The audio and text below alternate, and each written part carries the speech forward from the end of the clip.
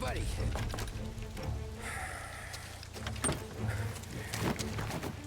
Jesus. Drop your weapon. You first. We don't have time for this. Sorry, pal. Guess we're doing this the hard way. Okay then. Get over here! I got him pinned down! Welcome to Lost Heaven, where all your dreams can come true. Especially if your dreams include some gabagoo. A volte questo paese è stupendo. Hello everyone, this is a narrative explanation and walkthrough of Mafia the Definitive Edition, where we discuss the story of the game in depth and I give you context for certain story points and aspects that are pertinent to the story. This is for those who haven't experienced it and would like to know what is in the game and what the game is all about, or for people who want to relive it, basically from a moment-to-moment experience. Mafia is an open-world crime game franchise that obviously is about and based on the criminal organization that we know as the Italian Mafia. This game in particular is a remake of the original Mafia game that was released in 2002 for the PS2, carrying out most of its same story beats with a different tone somewhat, but generally speaking follows the same story. For my general playthrough of the game and my recordings, I played it on the PS5. On the outset, the story of Mafia the Definitive Edition is about primarily the Salieri crime family in the fictional American city of Lost Heaven, which I believe is closely based on the city of Chicago during the 1930s and the Great Depression. In the game, we play as Tommy Angelo, a Sicilian immigrant working initially as a taxi driver who meets associates and made men in the Salieri crime family, where he gets swept into the lifestyle of an Italian mobster. The game story generally takes place over the course of the 1930s, and despite it taking place in a fictional city, it is basically following regular United States history generally, and the requisite sequels also take place during post-war periods, World War II and the Vietnam War for Mafia 2 and 3 as an example. This isn't a comprehensive review of the game, but more so something to just generally explain the story, but I will probably give you my thoughts on the game and my overall experience and how most people probably would basically be experiencing this game. There are a lot of details in this remake that should be noted, as I will do my best to thread the many aspects of the story together. But anyways, I'm just rambling. Let's get to the late tale of Tommy Angelo in Mafia the Definitive Edition. Our story begins with beautiful landscape shots of Lost Heaven in 1938, a place that is somewhat bustling, as America is slowly but surely escaping the economic grasp of the Great Depression. Thank you, FDR. We then focus specifically on a man in a coat carrying a briefcase who eventually enters a diner.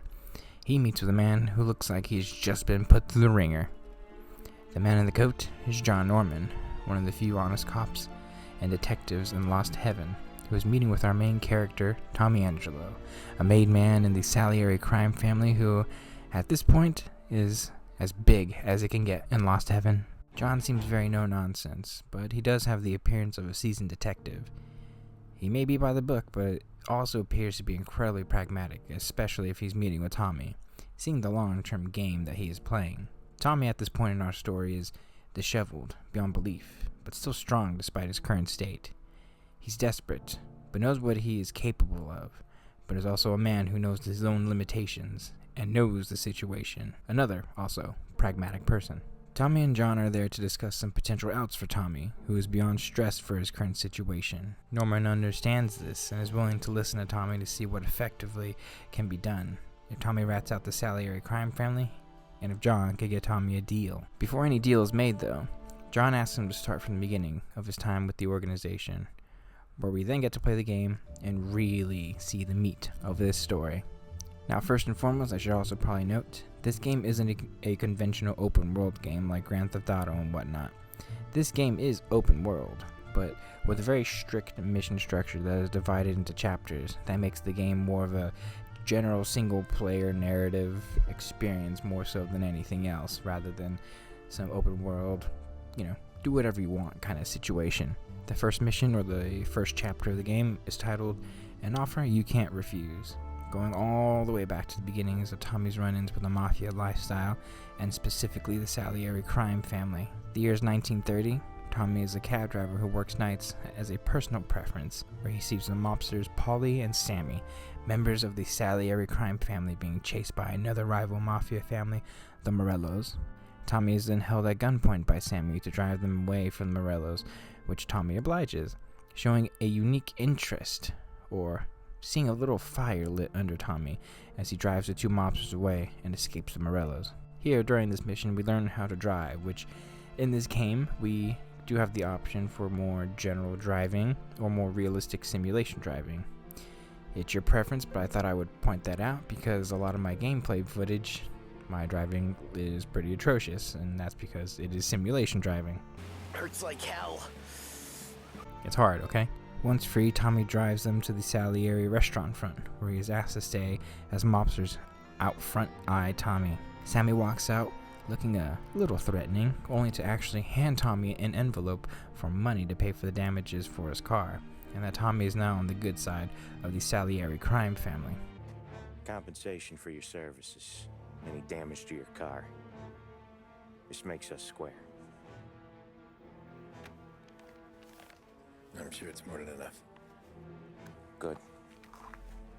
Don Salieri wants you to know that he's very grateful. So if you ever need anything, maybe a loan or some honest work, don't hesitate to ask. Don doesn't forget his friends. Yeah, okay, thanks. Tommy returns home, amazed by the money in his small and disheveled apartment, where he starts to realize even then that the potential for him to up his standing in life, maybe to work for the mob. The wheels really start turning for Tommy here.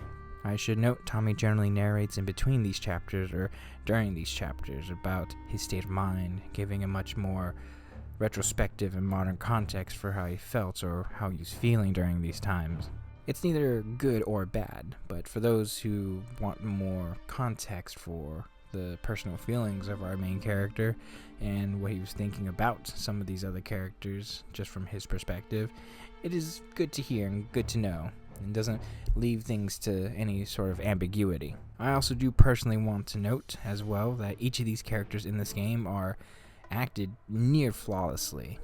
As outlandish as some of these missions can be, the performances of the actors in the game are mesmerizing, and some of the most engaging acting and even writing that I have ever seen. This is an example of a story elevating some flawed gameplay systems, as the game isn't perfect, but damn, it is engaging.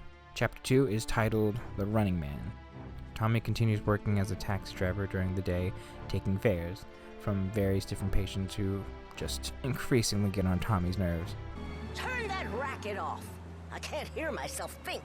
The last driver tasks him to driving to Little Italy, where Tommy decides to just take a small break, only for him to get accosted and assaulted by Morello's men in an act of vengeance against Tommy for helping Salieri's boys.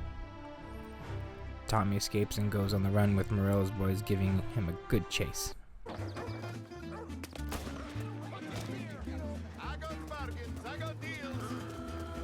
Hopping a fence, eventually Tommy is able to get to the Salieri front, where Paulie and Sammy are waiting and smoking, seeing Tommy and Morello's men approaching them.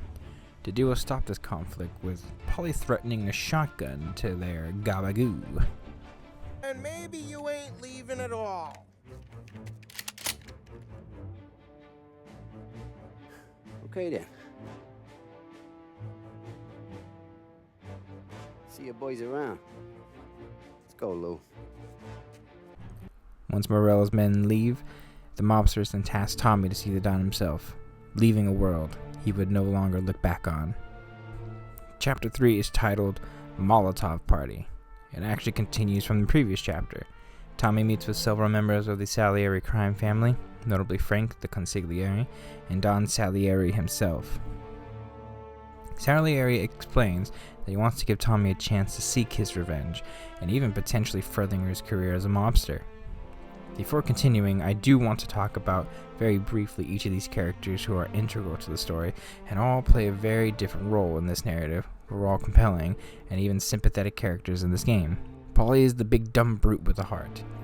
He is tough but compassionate and pretty funny, but also ballsy, which can lead him into some dangerous situations.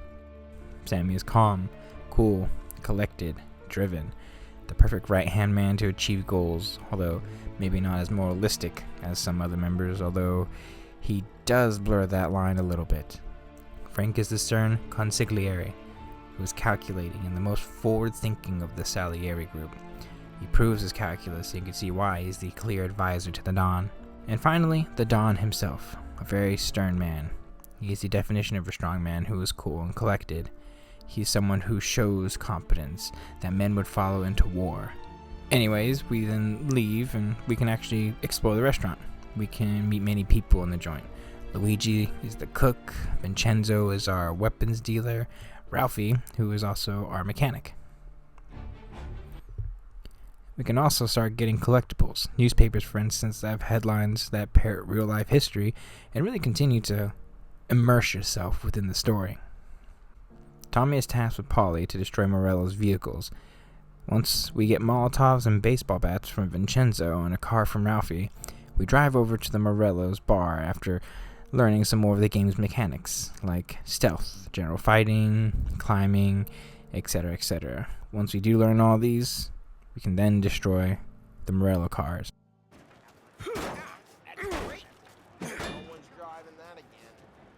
We are confronted by Morello's men, where we give them a good knuckle sandwich and beat them in their gabagoo, or their meatballs.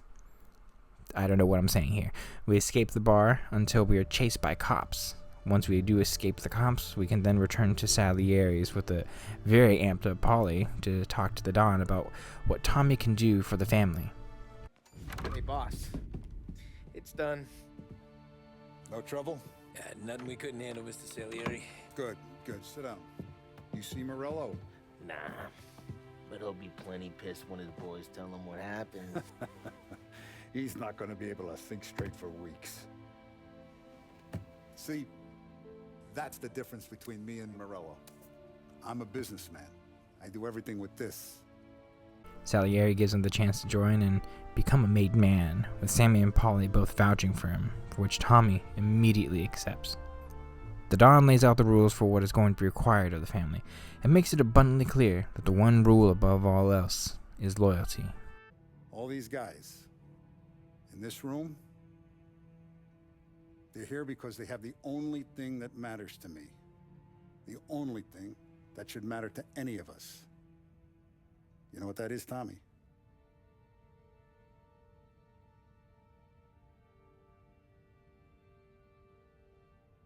They're loyal. That's right. Now you stay straight with me, you're gonna be living the high life, Tom. But you abuse my trust. Don Salieri, you won't ever need to worry about me. Okay then. The new made man congratulates Tommy, and they all leave to eat some pretty bad Italian food. A barman Luigi is not much of a cook. But his daughter Sarah, Maron. Chapter 4 is titled Ordinary Routine. Here that this chapter is basically Tommy explaining the daily routine of working for the Salieri crime family, while also explaining some of the assignments during those early days. Don't lay hands on anyone unless there's no other choice. Our clients need to understand that we provide a valuable service. They need to look at you and see Santa Michael. They need to believe you'll protect them. So let Morello stoop to breaking legs. We're better than that. But the bills still due, and everyone pays up. Tommy is tasked to meet with the Don, where the Don asks Tommy to join Paulie and Sammy in collecting from the people they quote-unquote protect who are due. First, Tommy gets a gun from Vincenzo, where we learn the basics of gunplay and holstering weapons. Then we go to see Ralphie, who explains to us how to pick locks, so, we don't arouse suspicion when we steal cars. Soon the trio are off to do their routines, collecting money from people who, need protecting. The real highlight of this game by far has to be any time these three are together. Every mission with these three, you feel their bond growing and really even root for these people, even if they do some truly despicable things. The chemistry between these three is very subtle, but you do feel and generally understand that a lot of the things that they say and do are really sincere. For this mission, Tommy is basically along for the ride to learn the tricks of the trade and to drive Sammy and Polly from point A to point B and really just learn how to do it. First, we go to a bakery, which goes relatively smoothly. The second one, not as much. The third one and final one is just absolutely just catastrophic. The trio drive to a motel to collect on the outskirts of the city. Tommy waits smoking, only to hear gunshots and Polly leaving shot. Seeing that the Morello's men are there and have captured Tommy, intending to interrogate him. I mean, really, they're just beating the crap out of him. Tommy, the only uninjured person, then sneaks into the back and gives them all that gabagoo and, shows them, his cannoli, I guess you could say. Gives them all meatball sandwiches. I don't know. I'm going all over the place with these puns. I hate this place. Oh, so bored. I'd kill for some action. Over here! There! But ultimately does give them a taste of their own medicine and rescues Sammy. Eventually we kill all of Morello's men and rescue Sammy, who probably has a couple of broken breadsticks, but only to be knocked aside by the last of Morello's men, who has taken the money from the hotel. Tommy gives chase, and despite Morello's men giving Tommy a hard time, Tommy succeeds in taking out the men and recovering the money. We then cut back to the present time of the game in 1938, where Tommy gives more context for the situation, which is helpful for people including myself who needed more context overall for the story. For example, back in 1930, Morello and the Morello crime family ruled Lost Heaven, even going as far as to pin the murder of an up-and-coming boxer, Joey Crackers, to Morello after a tiny fender bender. God damn it! Look at this!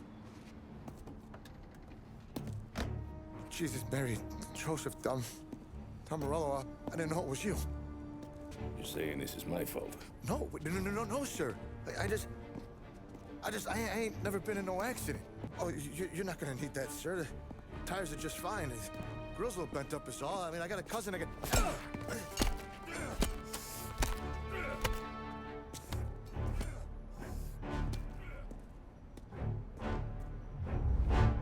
And I'll just say this now because there's going to be given some context later in the game, but overall, I think it should be understood the differences between the Morello and Salieri crime families. These are the two main families in Lost Heaven that control most of it, if not all of the underground crime there. Things like prostitution, bootlegging, etc., etc. Morello has the clear edge. I don't know what the split would be, but if I had to guess, it's at least either 70-30 or 80-20 to Salieri, due to their many rackets, and generally speaking, paid-off politicians, police officers, and above all else, the ruthless nature that Morello exudes. Salieri, while not as legitimate or good by most people's standards, at least morally, is, in the sense, a good Don who actually looks out for people and does things through the veil of honor and competence. If he keeps a promise, he keeps a promise. By 1938, however, the Salieri crime family has now become the kings of Lost Heaven, controlling just about everything. Tommy explains that despite the tensions, not a lot changed over the course of the early couple of years, outside of a couple of small conflicts, in particular between Morello and Salieri. Chapter 5 is titled Fair Play. This mission is very straightforward, taking place a couple years in 1932, with some pretty interesting things going on and some things clearly changing. Tommy meets with a Don who tasks him with effectively fixing a race so that their guy wins and Morello's guy loses. We then go to the racetrack and steal Morello's vehicle. Ooh, what a hot rod, and very difficult to drive.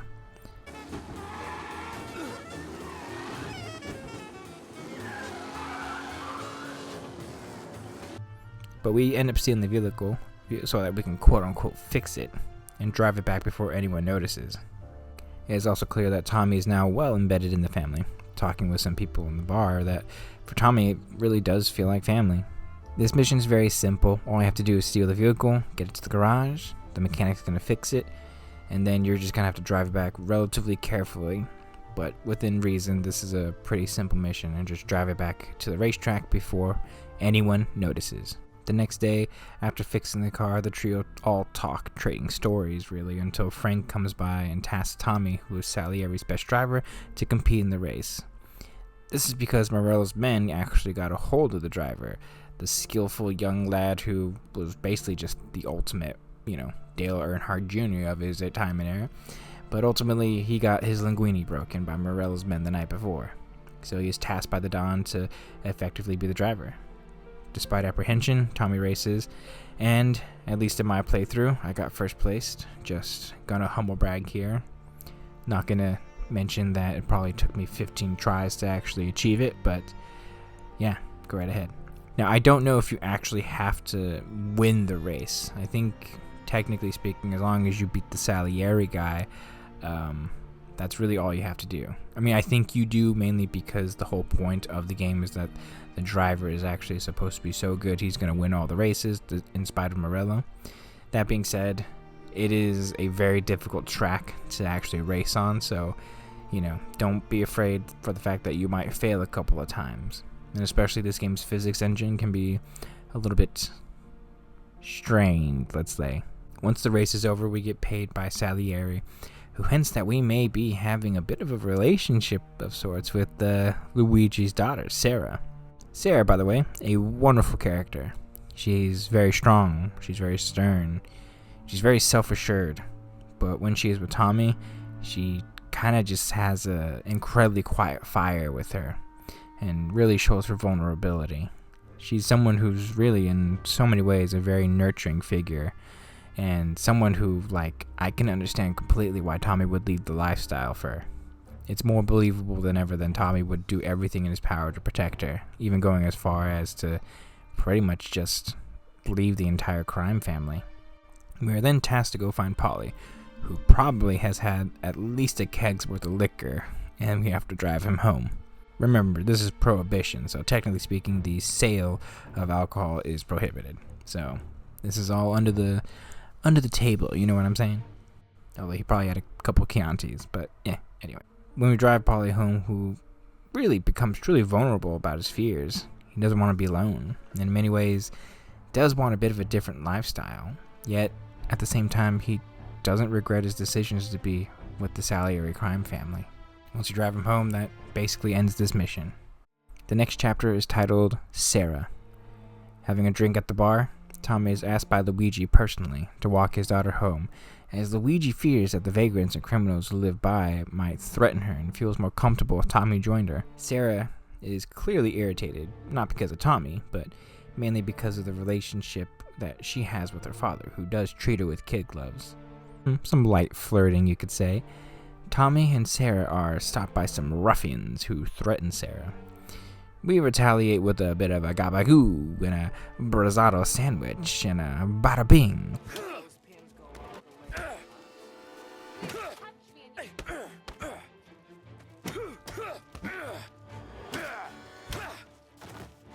We fight these small-time crooks where we basically kick their butts but are left with a very deep cut or laceration.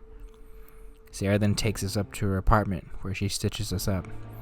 Tommy is then asked to stay the night due to his condition, where they snuggle and really just effectively begin their relationship. The next chapter is titled Better Get Used to It. It takes place soon after, where Tommy explains to the core group and the Don about what happened to Sarah. This pisses everyone off, especially the Don, due to Sarah being family and showing that it makes the Salieri family look weak. The Don then tasks us to find these kids and teach them a lesson. Specifically not to kill them. Teach these boys a lesson. Break every bone in their bodies. Put them in wheelchairs. Bust their faces up so bad, even their mothers can't look at them without screaming. We begin trying to find out where the punks are hiding out, going to places like Biff's, who have the information that we need. We learn that they are holed up and scared in an abandoned service station where we arrive to bring the fear of Sicily into these kids. The problem is they have guns, which makes this go from a teaching lesson to a, let's just say, get your hands kind of dirty lesson. This is definitely going to be a leaving a trail of dead bodies type of mission.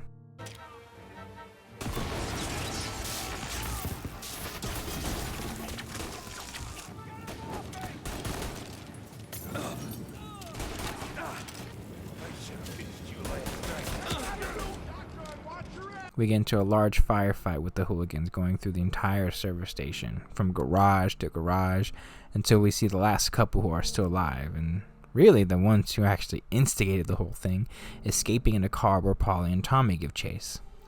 Eventually, especially since it's in the rain, be careful of driving in the rain, people, the kids crash. One is believed to be dead and the other is alive, looking at Tommy, about to be executed, but can't pull the trigger, in which case Polly finishes the job. It's one in the head of the driver, one in the chest of the passenger, but his gun is definitely empty. More on that later. Polly reminds Tommy of the job, what is necessary, things that could have happened to Sarah. Sometimes making hard decisions are actually kind of hard. Oh, Christ, Tom. Snap out of it. You remember what those guys wanted to do to Sarah? Yeah. Just, Hey. Let's get out of here before the bulls show up, huh?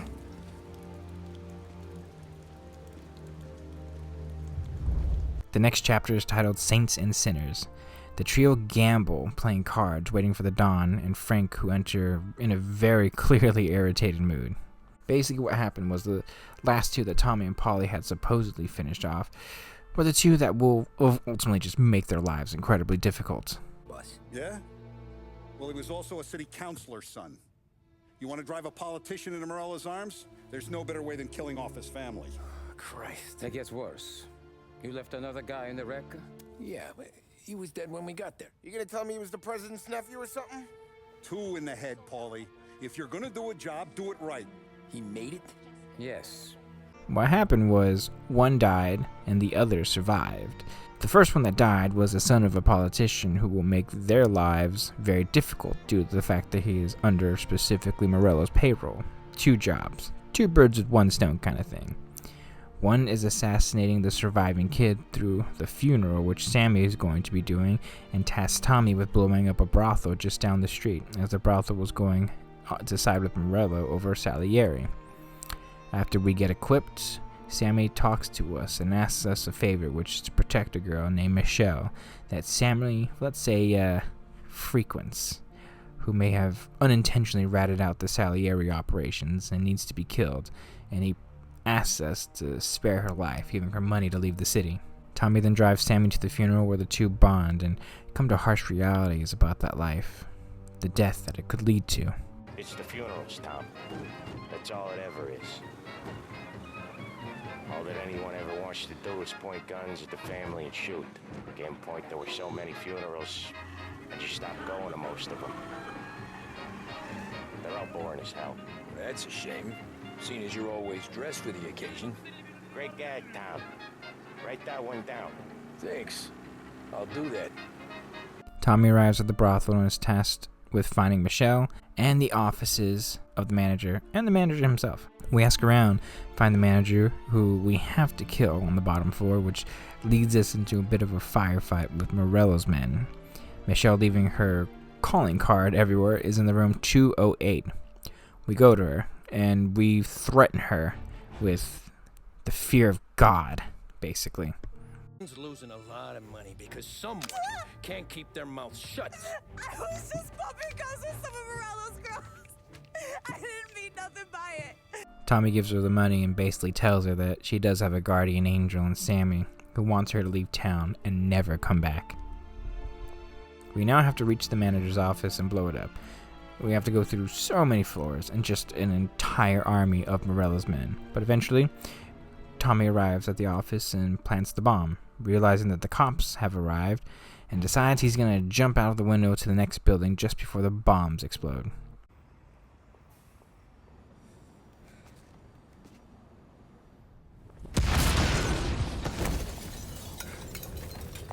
On the rooftops, we fight off police as we attempt to evade them, crossing rooftop from rooftop to rooftop.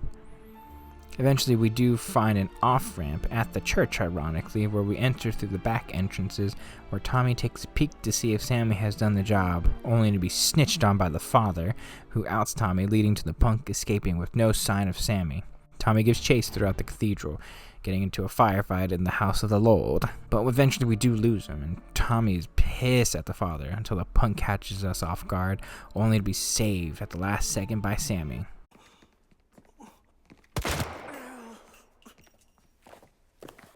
That make us even.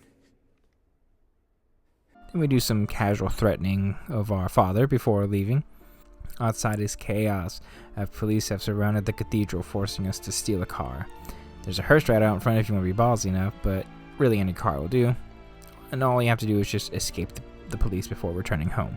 Back in 1938, Tommy explaining all this to John fills in the gaps for things that Tommy couldn't make out back then, while also seeing John realizing at this point that this isn't something very simple as a made man doing some low-level crime. This is big stuff. Tommy explains that things were escalating, but things were still peaceful. He and Sarah were together, but outside of small skirmishes and conflicts happening, that the ramifications of this church shootout didn't really manifest until much, much later. Tommy then recalls a drive with Frank about 8 months later, 1933, where Frank tells Tommy the story of he and Salieri, and ultimately the kind of man that Salieri can be, and even the kind of man that Tommy can be, telling him that Tommy has the potential to be one of the top dogs within the family, over both Polly and Sammy. The wheels turn a little bit for Tommy, although he himself cannot fully believe it. You ever have a dog, Tom? Sure. Little mutt when I was a kid. When I was 8 or 9, before I came over from Sicily, I had this beautiful skinny Cerneco dell'Etna, like a little greyhound. Fastest dog you've ever seen. That's how I met the Don. We started setting up races together, betting on her with coins and rifle shells. There wasn't another dog that could catch her. She never lost. Until the day she did. We were only out a pocket knife, but I never saw the Don so angry. She got old on you? No. Pregnant. She went into heat, got out of the yard, and every dog in town had a turn. You're like that dog, Tommy. Every time you flash your money around, you're a bitch in heat, and everyone in that club is now looking to fuck you. And once you get fucked, you're no good to us. Do you understand? You made your point. Good. Because you need to think about your career here. Look, Paulie's hit his ceiling. He's the guy we want in a tussle, but he's not smart enough to run anything. Sam is loyal, but he has no vision. But you, Tommy, you could run this town someday. Well, I appreciate that, Frank. So, what happened to the dog? The Don tried to drown her. I broke his nose. We then fully transition into 1933 with the next chapter, a trip to the country. Frank has Tommy drive to Salieri's warehouse with Polly in order to pick up some alcohol that needs to be brought back safely under the nose of the heightened police and Morella's influence. The two are to meet Sammy out in the country, where they wait for Sammy, who does not show up, leading to the pair being a little worried. They search the farm that they are to meet and see many signs of a struggle. Blood, guns, until they are ambushed by Morello cops, which pisses off the duo, who are now on the search for Sammy, taking out many of Morello's men on the way. Eventually they find Sammy in a barn on the second floor defending himself until he is shot, which leads us to go and protect Sammy while Polly goes to get the truck. Sammy genuinely shows really the first signs of some vulnerability and openness. Blood everywhere on top of him, while we end up just trying to survive this onslaught. Eventually Polly does come with the truck. We load him on, we hop into the back, and the trio escape with Polly driving as we shoot with cops chasing us. Okay, one down. Our goal right now is to just escape and get Sammy to the mob doctor. It is a brutal fight. A lot of cops. You probably might fail in this mission every now and then, especially when they come with, like a Battlefield 1 style tank tank car with like a Gatling gun, which, sure, okay. But anyways, we end up taking them out and escaping. After dealing with the cops, we make it in time to the doctor. Polly stays with Sammy while Tommy returns the truck back and drives to Sarah's, who is clearly upset. I mean, can't be missing dinner or whatnot. Until he's late, realizing he's late due to work, which Sarah consoles Tommy, who is attempting to process the potential loss of his life, leading him to realize that life is really short. He proposes to Sarah, and she accepts.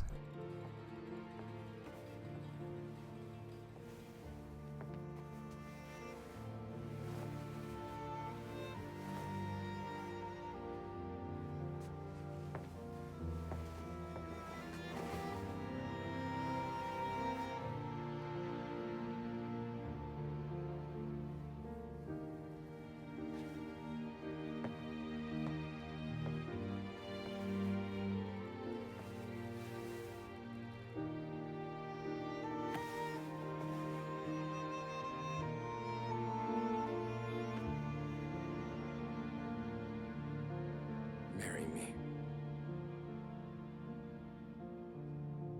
Okay.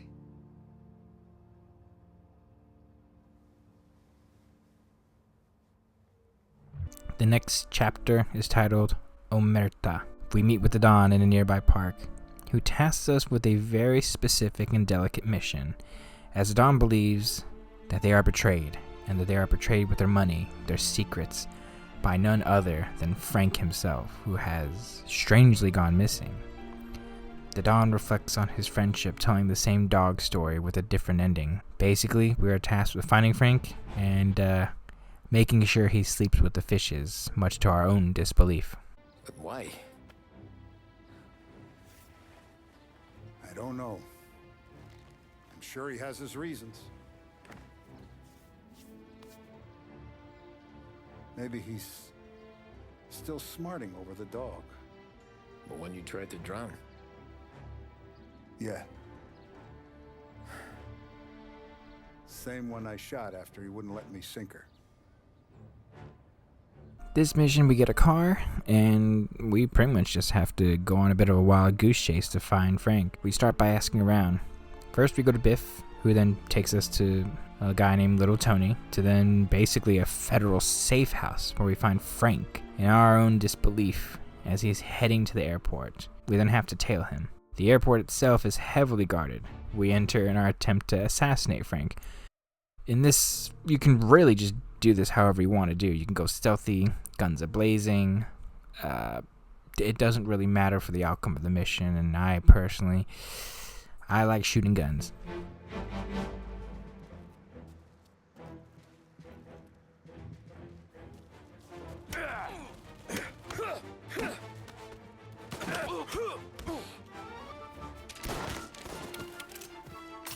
Either way, we confront Frank with a shotgun and his family, where Frank accepts his fate, but explains that it wasn't for the lack of faith in Salieri or that he wanted to betray them, but the fact that he's getting old, that he's done with this life, and that above all else, he wanted to protect his family. Something that Tommy himself is gonna have to go through one day. Just gonna have to wake up to the fact that you don't want to be that kind of person that has to look under your car every time you want to go for a drive. Thank you, Tom. Christ, Frank. Why didn't you ask us for help? I guess I just wanted out. One way or the other.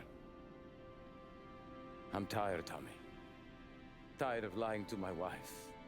Tired of checking under my car every time I take a Sunday drive. And tired of waiting for the dawn to put two in my temple.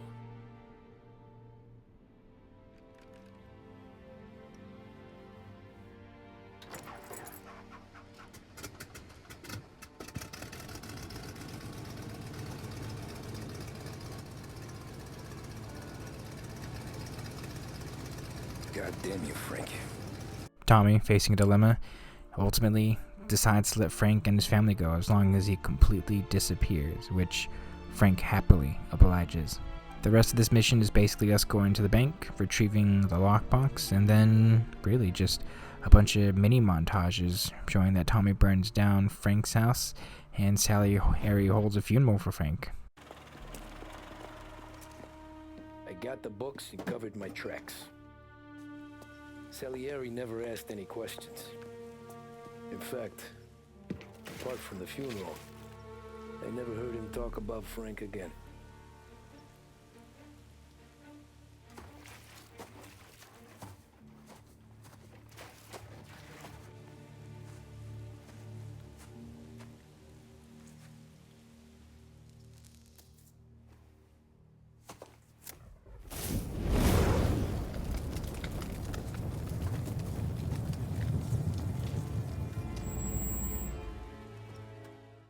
That is until the Morellos come by, trying to steal our cannolis and our, I don't know, I can't think of any other Italian foods off the top of my head, but definitely there to stoke the flames a little bit.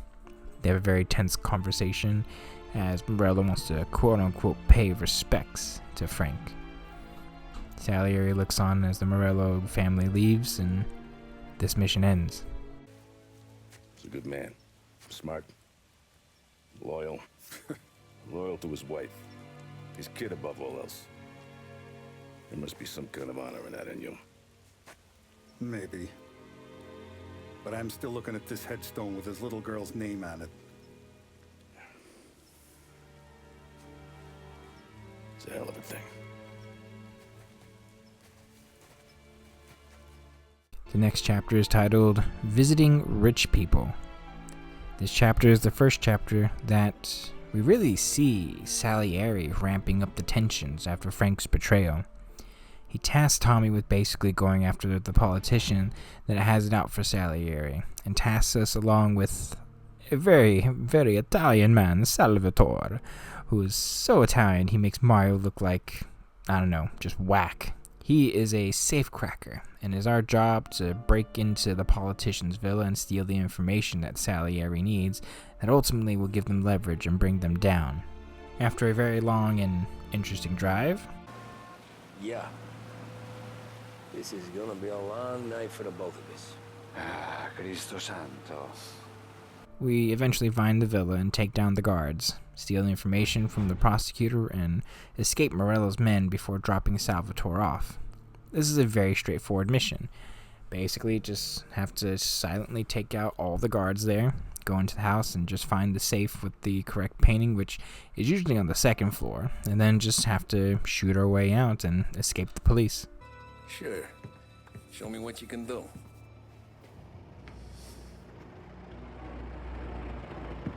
Shit. Be quick, Salvatore. Pazienza, pazienza.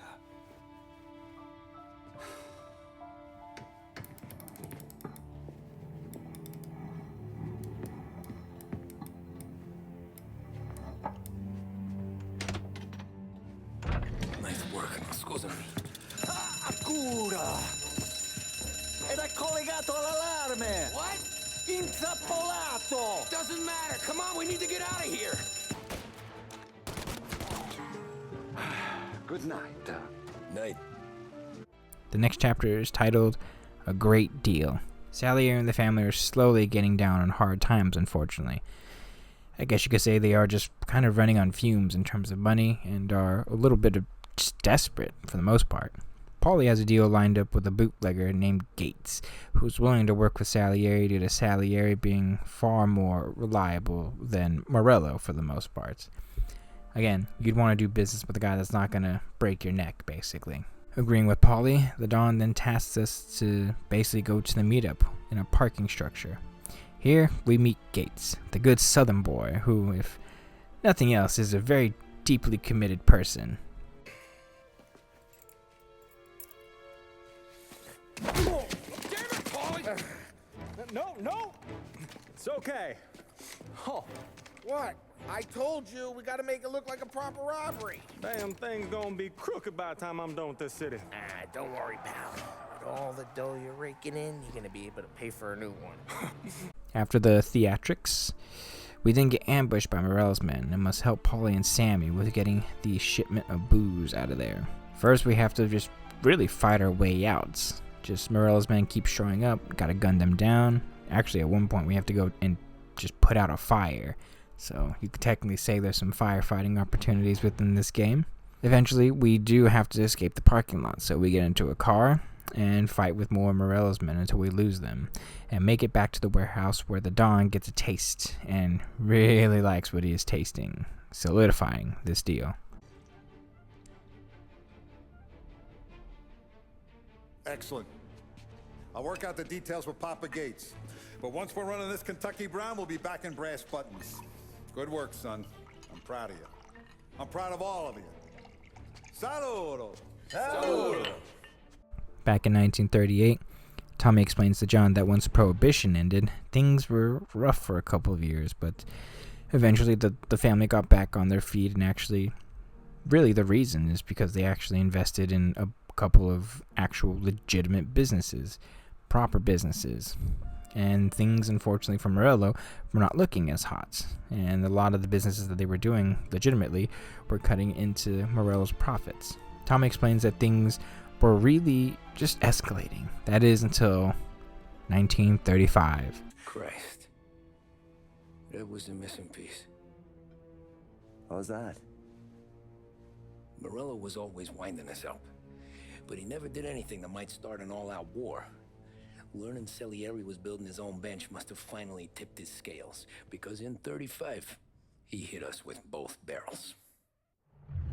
The next chapter is titled Bon Appetit.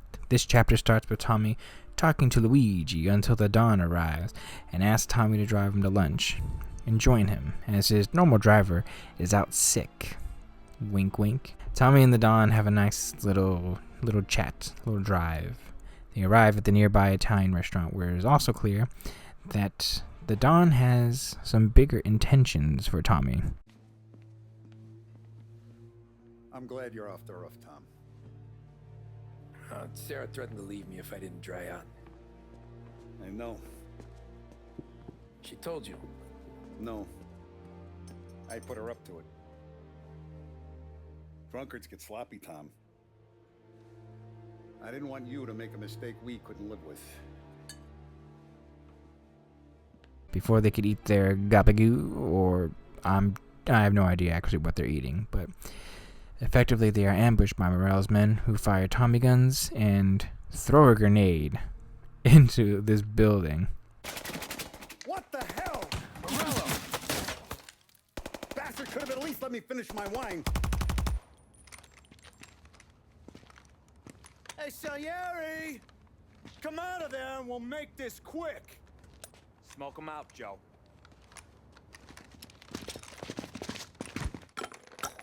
Shit, watch out!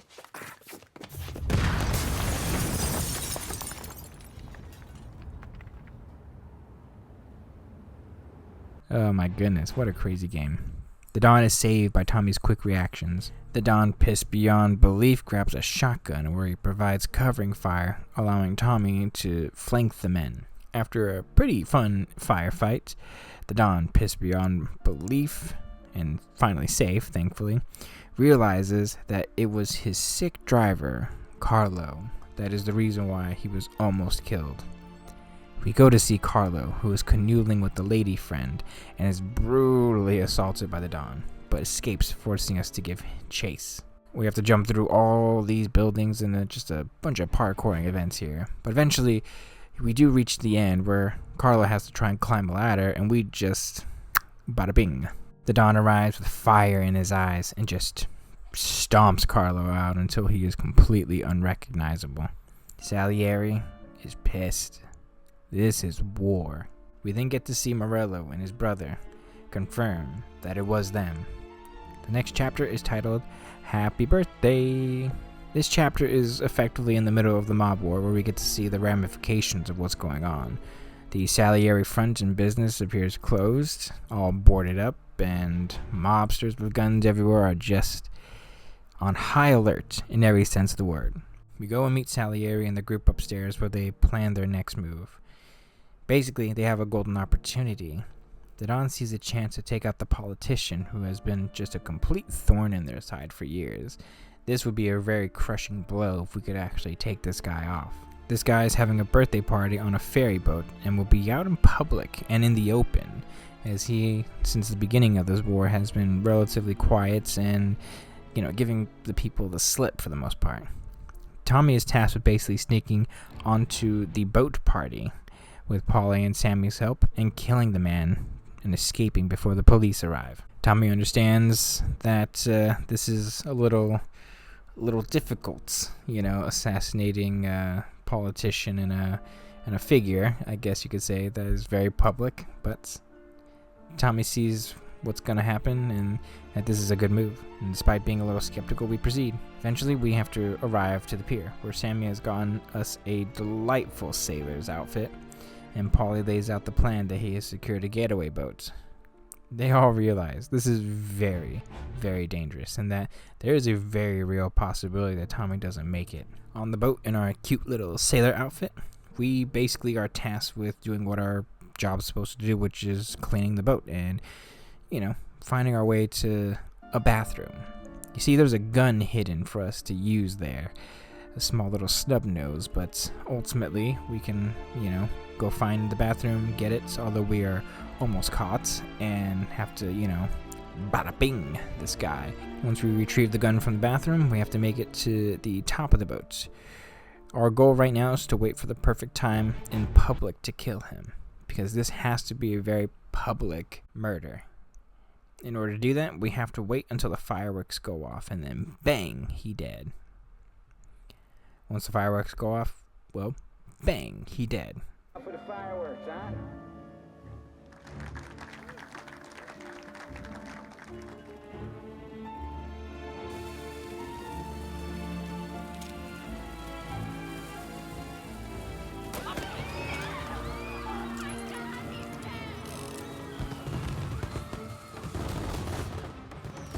We immediately have to leave. We fight through just many of Morello's men and police and reach the point where we can escape with Sammy and Paulie, which is, again, pretty straightforward.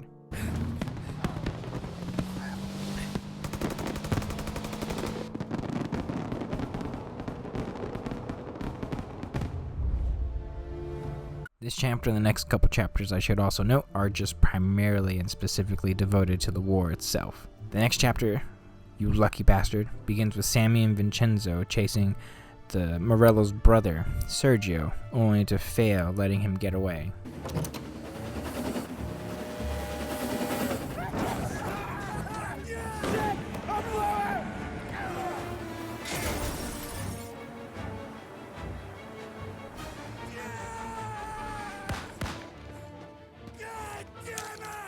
The Don tasked Tommy with taking Sergio out due to Sergio being primarily the top money earner for Morello, and also because he's his brother. Taking him out would deal one of the biggest blows to Morello's operation. The plan is basically to plant a bomb.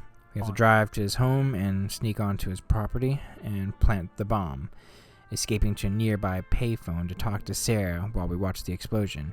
The only problem is that the person leaving, I don't know if it's his wife, but I would presume at least a mistress of some kind, but nonetheless an innocent person. Tommy tries to give chase to stop the explosion from happening, but the lady opens the car and ultimately ends up being killed in an explosion.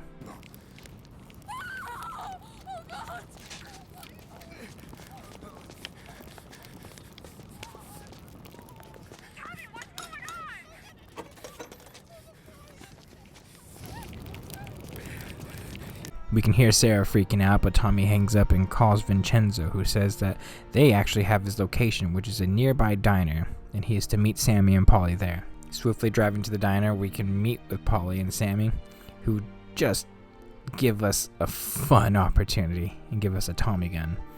The trio enter the place and just start shooting everything up, although Tommy stops them from killing Sergio due to innocent lives potentially being lost. What the hell? We got a message from Mr. Salieri. No! Kill these clowns!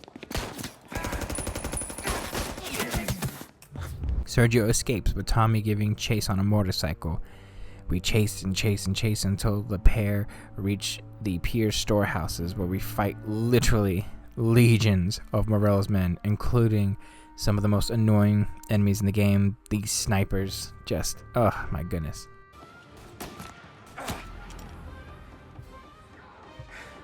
This part of the game is incredibly difficult. You have to basically fight off waves of Morello's men from, point A to point B to peer until you can actually reach the storehouse that this mission is going to end on. And there are snipers, at least 3 or 4, that you have to deal with, and they shoot and hide, and while also, dealing with Morello's men who are trying to flank you at the exact same time. So hopefully you stock up and are patient and are very accurate. We give chase until we reach the train yard, where we find Sergio entering and hiding out in a building. We then have to go and unlock a train that literally crashes into the building in order to continue giving chase to Sergio.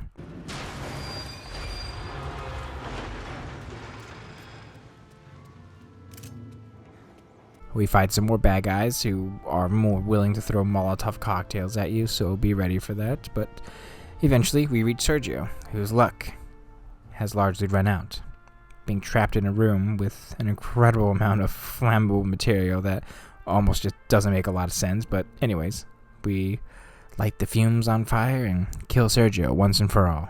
What did I tell you? No one can touch me.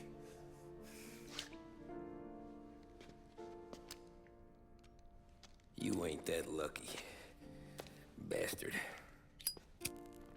Wait. No!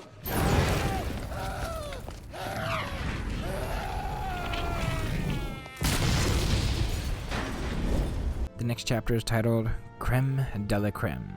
Basically, to begin the chapter, a montage and voiceover explaining that the war has greatly escalated and that Morello was largely losing to him basically being overextended. And this basically just forced him to hide. You're too spread out, and basically Salieri can just go from one place to one place at full force. This is where things get a little difficult for Morello. The family basically does find out that the Morello is going to make a public appearance at a theater, and that tonight is the night that they are going to take him out. We got the word, boys. Morello dies tonight.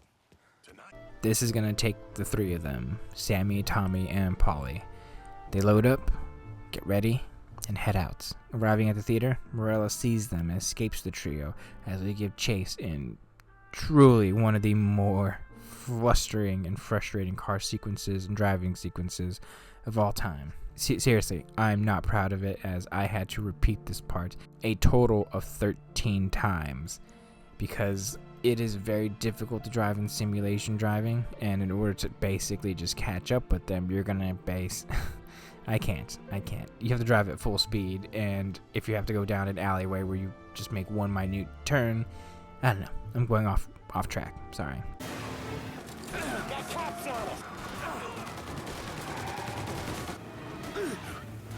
Regardless, we eventually get rid of the rest of Morello's goons who are trying to shoot at us, including some police officers, where we then eventually track him to the airport. Arriving at the airport, we fight off many goons, with Tommy, Polly, and Sammy all doing their absolute best. It's just basically all-out war, shooting many of Morello's men. Our goal is to reach the hangar, where there is a little feeder plane that Morello is attempting to leave on. Arriving in the hangar, we see Morello about to take off. We steal the car and begin shooting the plane. Get us into the air! We don't have the speed!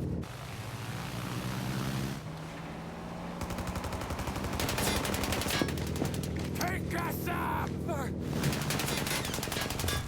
In order to actually take down the plane, you have to shoot down the engines and force the plane to crash. You have to do this quickly though, but once you eventually do, the plane just begins failing and falling out of the sky. We have to give chase through the city streets in order to actually catch up and find Morello itself, ensuring that this war ends. We get to the crash site. Morello is barely alive. Sammy, Polly, and Tommy walk over. Tommy loads his gun, fires at least 30 shots into Morello, killing him and ending the war once and for all. Jesus Christ.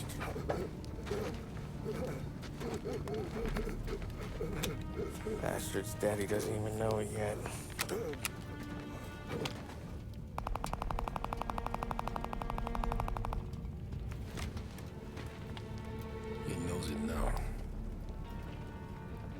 shot, pal. That'll do it. Come on. Let's make tracks. Salieri is in his office with Luigi. Mournful, it's melancholy a little bit. It appears that he's mourning the loss of Morello, as it is clear that the two were more than rivals. They were friends even, working under another Don Pepone. Back in 1938, John is struggling because the level and amount of crime that Tommy has done and is admitting to is insane, and is more than enough not just to lock him up, although Tommy dutifully explains that what he has can take down the entire Salieri crime family itself. The Don's books. The ones Frank stole. I have them. They're enough to put Salieri away forever, and they're yours. Assuming we have a deal. My family for the Don. We then get some backstory as John generally explains effectively the history of Salieri, the Don, along with, Morello, who was under another Don named Pepone. And that is believed what had happened was that both men were rising through the ranks of Pepone's organization, and pretty much more or less Morello had something to do with Don Pepone, who was murdered, much earlier. That he might have had something to do with it.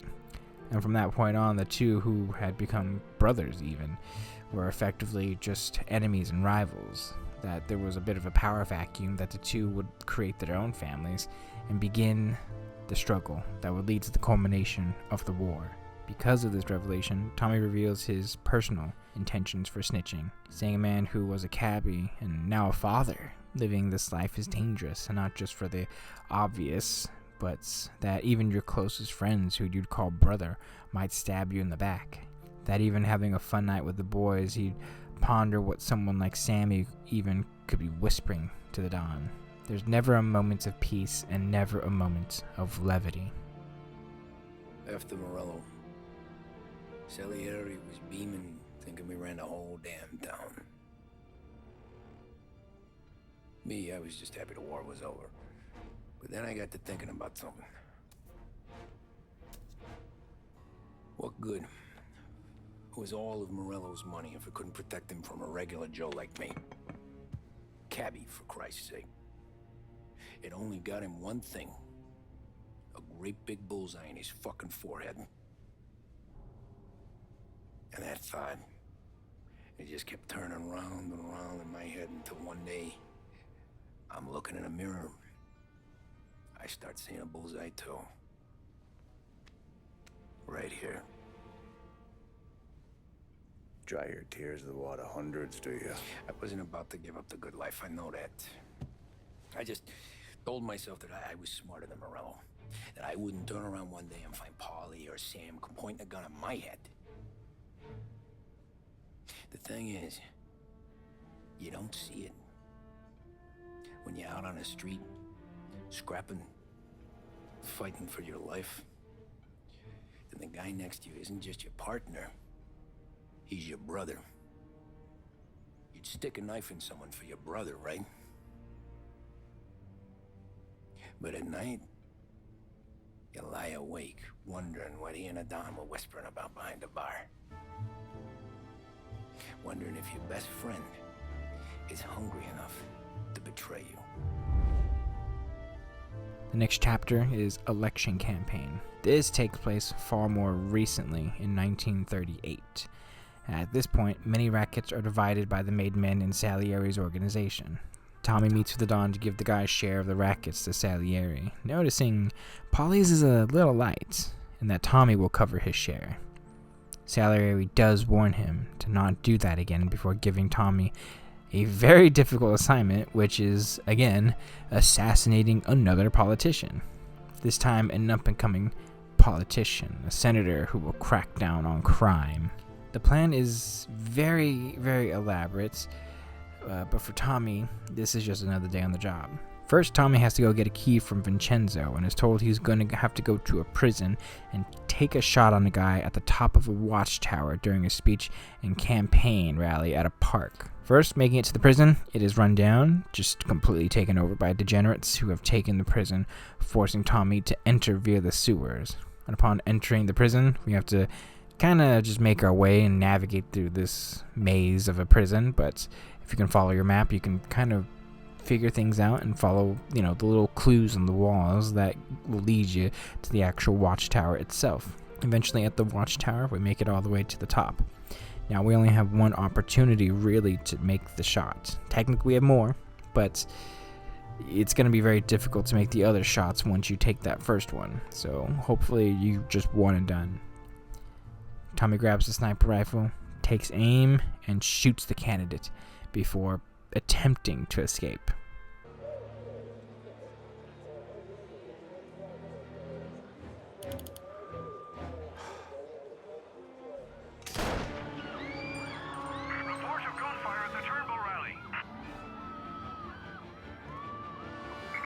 Unfortunately, Tommy falls through the floors in the prison, getting knocked unconscious. Tommy wakes up after being knocked out for at least 15 to 20 minutes.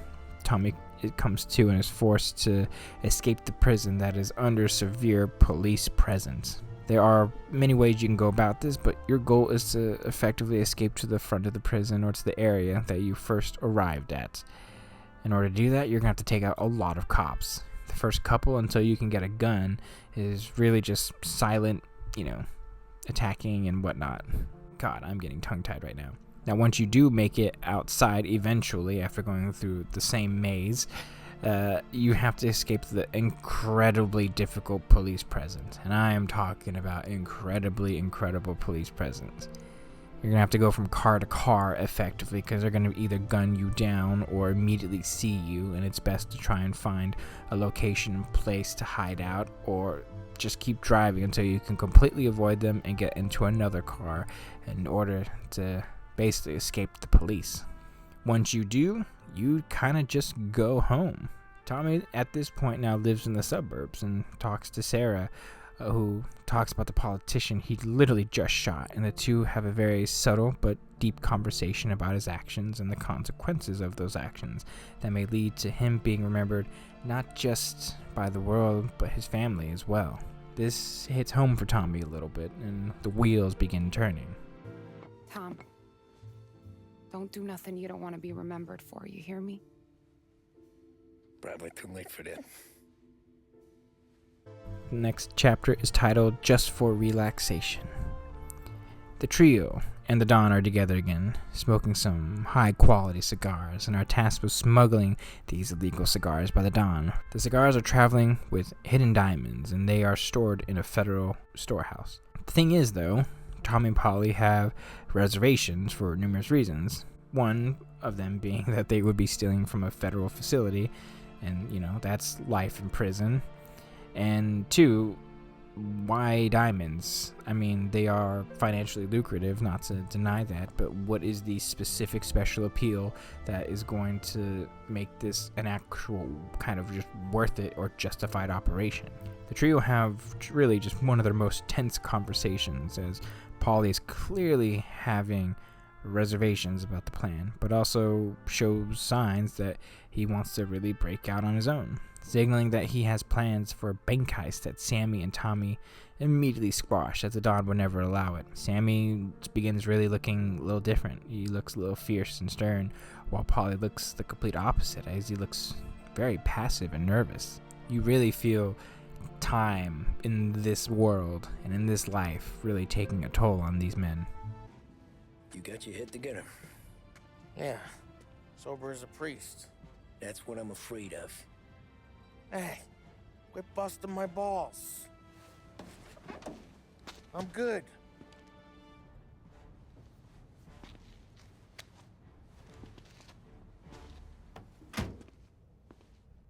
Tommy is tasked in particular with finding and stealing a federal truck, which she steals, and meets Sammy and Polly in uniform as they attempt to snake their way onto the federal storage facility. Finding a truck is pretty simple, and in my playthrough I ended up finding it literally like 15 feet away from me. Arriving at the facility, We park, and Paulie and Sammy are left to basically go do the job while we have to go infiltrate the actual cargo area. Now, this is a bit of a wild goose chase. You're going to have to go from office to office initially while avoiding any presence and find information on where it is. But eventually you do figure out it is in another warehouse, actually, that the cargo that you're looking for primarily is. There are many ways we can actually technically do this, but generally speaking, you can go brutal or you can go stealth. I would much prefer people do stealth, although that may take a little bit longer, and well, let's just say you're not as well equipped as you probably could be. Eventually, after extensive exploring, we do find the cargo and can meet up back with Paulie and Sammy. Eventually, once it's all loaded up, we are then caught and escape the facility, being forced to evade police who have set up numerous roadblocks all over the city, needing to avoid them at all costs. Definitely use your map on this one, because the roadblocks will be set up, and all you really have to do is just get off the island and find the one road that there are no roadblocks on. Eventually, once we are free of the police, we meet back at the Salieri warehouse, and after opening the cargo, we come to find that it's actually not diamonds, but actually hard drugs that have been smuggled in. There ain't any. This is the real score. No. Don said we would get diamonds. You can open every box. You're not going to find them. For the trio, including a surprise Sammy, see this as a betrayal, as Salieri has always been someone who did not want dope on the streets, and the fact that Salieri lied to them cuts even deeper, specifically Paulie. The three have different reactions, as Sammy is institutional. He is there all in for Salieri regardless if there is drugs or not. Paulie and Sammy aren't too happy but decide to keep this secret to themselves. Salieri himself arrives, and with the job well done, invites the boys to celebrate, with Paulie and Tommy both deciding that they're a little tired and they're just gonna go home. The two decide to take the train home, both having a very candid and honest conversation. Both are disappointed where their family is going, both business and personal, especially for Paulie, who understands that his lot in life is not particularly looking good, as he's 40. He feels he has nothing to really live for. This is something that I think really resonates with a lot of people. I took this one very, very just emotionally. It hit hard. Christ. I'm ready to punch my ticket right now. We sit around for 6 months, just playing cards and busting balls, and I start to get lazy. Then everything blows up, and I gotta knock the rust off or I'm dead. One day I'm fighting to stay awake while the Don's telling us a story about the old days.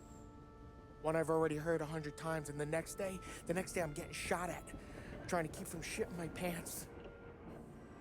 It's fucking wearing me out, Tommy.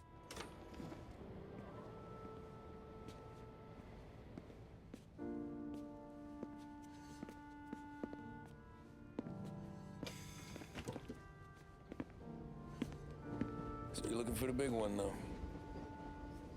I know it's a snipe hunt. Every little mobster goes to bed dreaming about that last big score. But if we do this thing, I don't know.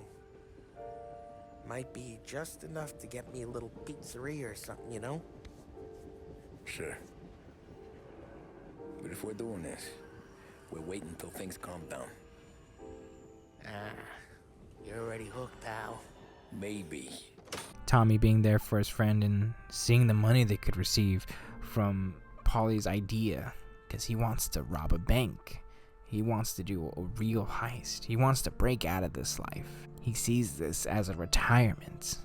Tommy agrees to join Paulie on his bank heist. The next chapter is titled Moonlighting. This entire chapter is devoted to the bank heist. Paulie explains the plan and the overall situation. Ironically, this is actually the same bank we dealt with back when we saved Frank. He explains very simply, it's just going to be mass up, guns out, get the manager, get the money down in the vault, leave through the back. There's going to be a very tight window where they can get in and get out just before the police arrive. The duo then enter the bank and take people hostage. Tommy goes to find the bank manager, leading him downstairs to the vaults. Believing he was leading Tommy into a trap, lying about how many guards there were and protecting the vaults, Tommy kills the men and proceeds to force the manager, who is now much more compliant, to open the safes. And Tommy fills the bags, just, my goodness, loads and loads of money. As Tommy's filling the bags, Polly arrives, telling him that the police have arrived and that this is going to be a firefight. The police arrive at the bottom of the vault and we're going to have to really just fight our way out. We kill a lot of officers, but eventually we make it back down to the ground floor where we can eventually take the back entrance and have a little mini getaway car hidden back there, wink wink. And the same evading the police procedure while driving away as usual. Just have to get the police off our trail, which can be simple or difficult depending on your driving skills. Eventually we do escape the police and drive to Polly's club where the two boys celebrate the successful robbery. Both are feeling relieved with their success and promising future. Polly in particular, for him this is a moment of real, genuine hope for him. And you can see it on his face. Oh, Polly. Why? Oh, come on. I'm kidding. Hey, I couldn't have done this without you. I know that. Go home, celebrate with Sarah, come by my place in the morning, we'll split up the dough. Yeah, okay. Good luck. See you around, pal.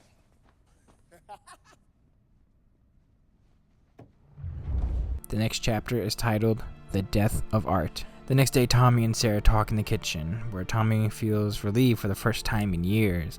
It feels incredible. No pressure. Tommy gets a little gabagoo action with Sarah and kisses her and explains that they should get out of town. And Sarah, being a part of this lifestyle, realizes it isn't a vacation, but that something has happened. Sarah worries, but lets Tommy go, as Tommy needs to go see Polly to get his half of the heist. Once we arrive, we see something is not right at Polly's place, as people, even outside, are confused and bothered by the loud banging and guns that were fired the night before. We eventually reach Polly's apartment, and we see Polly on the ground dead with 2 in the head. Tommy is in complete shock. He just frantically starts searching for the money and sees that it's all gone. The phone rings, and it's Sammy, of all people, who calls to warn Polly about Salieri knowing about the heist and planning to take him out. Tommy is just a little frantic and not thinking straight, but he asks Sammy to help and basically agrees to meet him at the museum.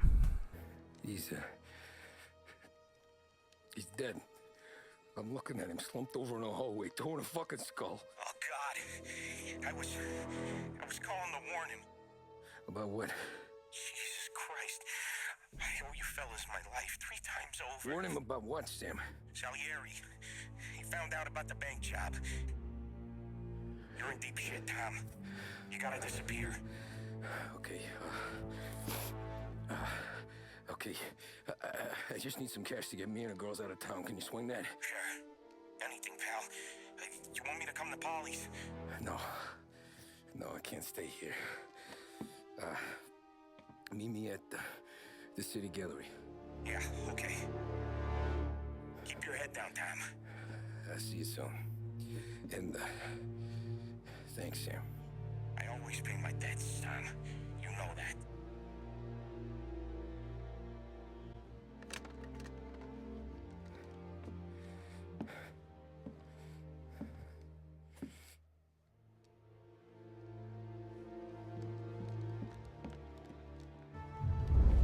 Inside, we are immediately met with guns and Sammy in a tuxedo overlooking us with just wads of cash. It is clear that Sammy is the reason that Polly is dead and lied to Tommy in order to take him out. The two friends argue about loyalty to one's friends on a personal level and one's loyalty to their family above all else. There you go again. Making me choose between my friends and the family. This is what you were looking for at Polly's. Here's your cut. It's more than you deserve. Sam. You killed him. You killed Polly. No. Polly got himself killed. And you seem real tore up about it. I'm just in a good mood. Things are right between me and the Don. I'm moving up, and I just found this big bag of money. Sammy leaves with his men about to pull the trigger until Tommy John Wicks the men and proceeds to seek his revenge on Sammy. Going from exhibit to exhibit, we have to mow down just numerous amounts of hired men that Sammy has hired, and it is a gauntlet. It's very difficult. And it's a very long trek too, so we're going to have to go through numerous guys. A grenade or two might be thrown in there that will just automatically kill you, so just keep that in mind. Just go slowly and take your time with this. Eventually we catch up with Sammy, who pleads with Tommy to spare his life. The two have a very candid conversation about life, really. Sammy even reveals what happened to Frank, who ended up being found because, well, just couldn't stop gambling, basically. Who ultimately ends up getting killed along with his family. Sammy, seeing the end near, goads Tommy into shooting him, saying he can't do it. Sammy also attempts to reflect on their friendship one last time, that is, until Tommy shoots him in cold blood, killing him. And unlike before, he makes sure he's dead.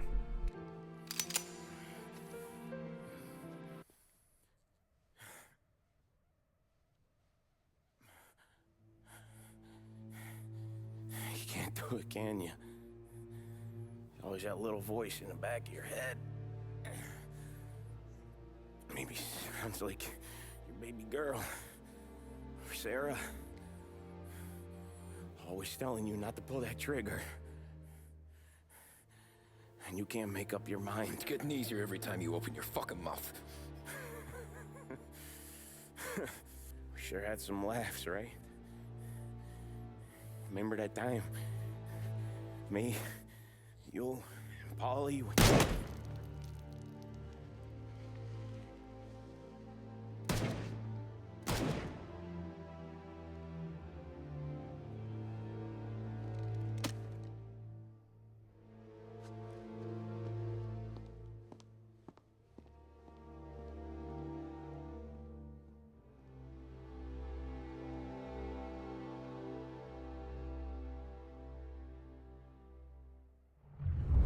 We then come back to the present, where Tommy and Norman effectively negotiate, as it is impossible to fully protect or guarantee that Tommy gets a good deal, made more difficult by the dirty cops in the city that take a cut from Salieri. The problem with what Norman is facing when it comes to everything that Tommy's saying is that it's basically just easier to put Tommy away than have to deal with the entire mob, even if his intention and hope is to take down the entire mob. Throughout this entire experience, Norman and Tommy do bond. Norman generally wants to help Tommy and wants Tommy to trust him. But Tommy will not bend unless he gets the guarantees, as this would make Norman's career, this specific arrest. Tommy's not going to get out of this easy though. He will be going to prison, and he will be going to prison for a long time. And unfortunately for him, there is no complete guarantee that he's going to come out of this unscathed. Tommy, seeing no other options, seeing not a lot he can do, ultimately accepts the deal from Norman. And all he can do right now is trust that Norman's going to do his best. The final chapter in the game, Epilogue. We cut to 1951. Tommy is walking his now adult daughter down the aisle as he gives a toast to the newlyweds and reflects on life. Basically, in flashbacks, Tommy confesses and rats on everyone. Vincenzo, Ralphie even, everyone that is left is sent to prison. Tommy himself serves 8 years and gets out, living now in Empire Bay, or, well, I guess you could say New York City, in the suburbs in the witness protection program. He reflects on his life, valuing family more than anything, and finally at peace with the choices that he has made in his life. The good, the bad, the mistakes. He believes that whatever happens now, his family is safe. Sometime later, Tommy is watering his own lawn when two men approach him from behind, asking his name. These two men are Vito and Joey, the characters in the sequel game, Mafia 2. Tommy turns around, they shoot Tommy in the chest. As he dies, he is at peace knowing his family is safe, as Sarah and the rest of the family surround Tommy, ending the game. But family is forever.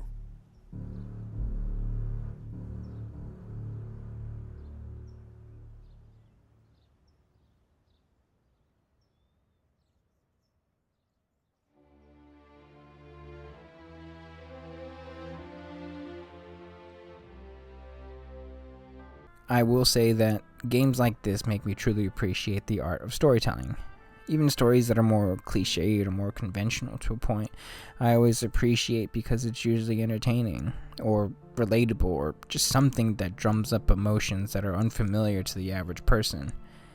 And then I think the Mafia game, although it's not perfect, is a remarkable piece of story. Now, it's not a perfect game by any means, but strangely enough, I do remember the last time I played a game like this was something like LA Noire, for instance, which I also plan to do a very extensive story explained at some point. And what I'm referring to is more along the lines of something. It's just an atmosphere. It's a narrative that, despite me having some issues with the gameplay overall, that I was captivated and always came back for more. To get sucked into a world like this, where the immersion aspect of narrative storytelling, I believe, is the single greatest key and piece of all, regardless of the medium. It can be an overall bad product, but if you can hook me and get me to just forget where I am for long stretches of time, like games like God of War, Bioshock, even the first Last of Us, where those are the Mount Rushmores of video game storytelling. It's more than just the actual narrative itself. It's just the ability to get you sucked into the environment, to actually really empathize and see that you're kind of there a little bit, and you just get sucked in. And games like Mafia just absolutely encapsulate that belief and encapsulate me feeling like I'm actually Tommy Angelo. And it's not the big things, it's always the little things that you notice. Little nuanced things within the actual story itself, the tone in the voice actors, the quality of the voice actors, and the visuals, and just the freedom for how you want to play the game. Mafia the Definitive Edition, for me, nails that aspect, which is, for me, one of the most important aspects of entertainment in general.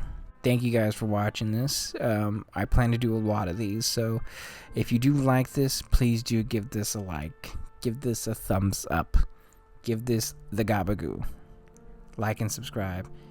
Everyone, I hope you all have a blessed one. Thank you.